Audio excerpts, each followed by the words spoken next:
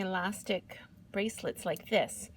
What I like to use is this type of elastic. It's very soft and it retains its stretchiness much better than elastomer. What I do is it's really too soft, and I cut open, have leftover tiger tail, or you can use silver wire. And what I do here is I just do this, fold it over. You don't need a lot.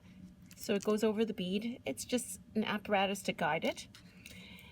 And then I double up the elastic, and I tie it through like this.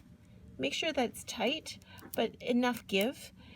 And then what I do is after that, I could tuck it into this side, or it's fine without. And I find that I just trim it, and there you have it.